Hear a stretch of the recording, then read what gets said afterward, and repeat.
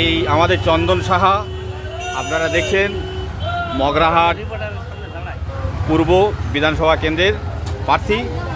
তো আমি কলসের মানুষের কাছে একটা বার্তা পৌঁছে দিতে চাই। চন্দনদা কি বলে সেটা আমরা দেখব আগামী দিনে। দেখুন, আমাদের রাজ্যে ভোট,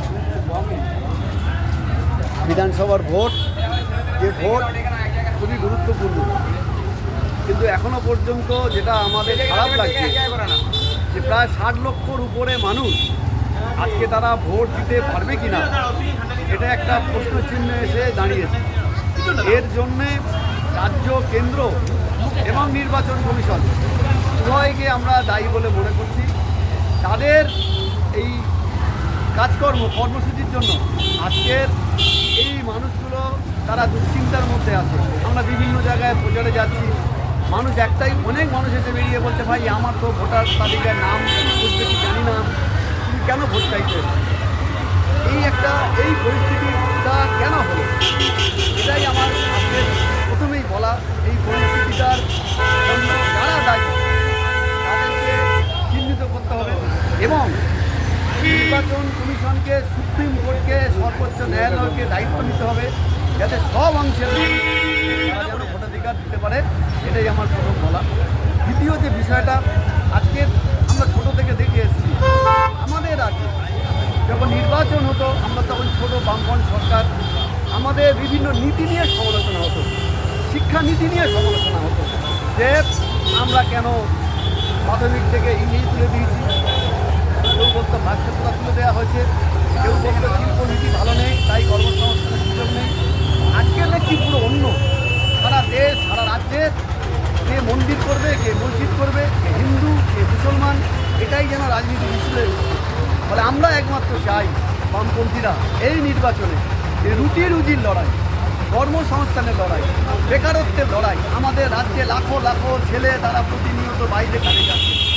ফলে এর বিরুদ্ধে রুখে দাঁড়াতে আগামী দিনে পশ্চিমবাংলার বামপন্থার পুনরুত্থানের সঙ্গে সঙ্গে পশ্চিমবাংলার গণতন্ত্রের পুনরুত্থান, আমরা কলসের মানুষ, আমরা বগরাহাট পশ্চিমের মানুষ, আমরা নৈনান, আমরা বগরাহাটের বিভিন্ন প্রান্তের মানুষ আমরা লক্ষ্য করেছি যে আমাদের রাজ্যে 11 সালের পর থেকে গণতান্ত্রিক যে প্রক্রিয়া, সেই প্রক্রিয়া বাধাপ্রাপ্ত হয়েছে। আমাদের বিভিন্ন জায়গায় ভোট দিতে দেওয়া হয় না, এজেন্ট বসে দেওয়া হয় না, পঞ্চায়েতে প্রার্থী পদ জোর করে প্রত্যাহার করা হয়।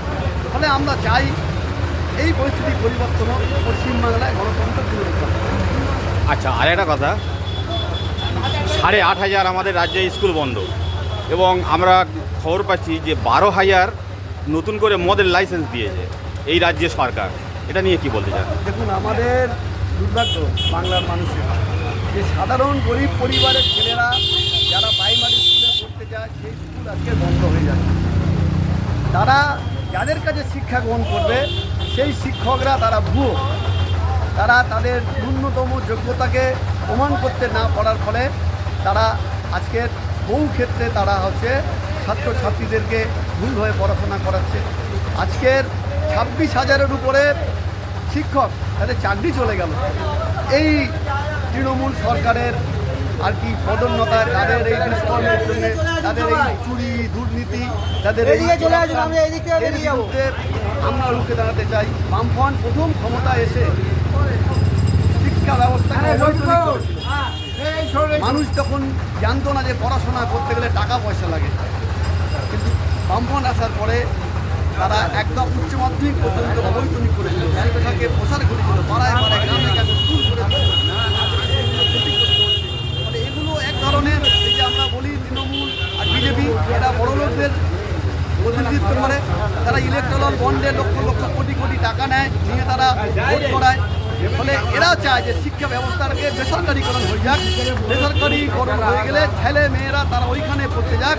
আর রাজ্য সরকার, দেশের সরকার, তাদের যে সামাজিক দায় শিক্ষা ব্যবস্থাকে নিয়ে, স্বাস্থ্যকে নিয়ে, যাতে সেটা বেসরকারি হয়ে যাক, বেসরকারি মালিকের পক্ষে চলে যাক, সরকার তার দায় আমরা চাইছে।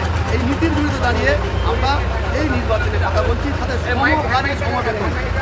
এই যারা সিভিক ভাই আছে, যারা আশা দিদি আছে, এই যে যারা আমাদের আইসিডিএস কর্মী আছে, এরকম অসংখ্য আছে, NDF আছে, তারা তাদের উপযুক্ত বেতন পাচ্ছে না। আমরা চাইছি সুপ্রিম কোর্টের রায় মেনে কাজের সময় বেতন দেওয়া হোক, সব মানুষ তার অধিকার ফিরে থাক, বাংলায় গণতন্ত্রের পুনরুদ্ধার হোক এবং আমাদের রাজ্যে বামপন্থার পুনরুদ্ধার হোক।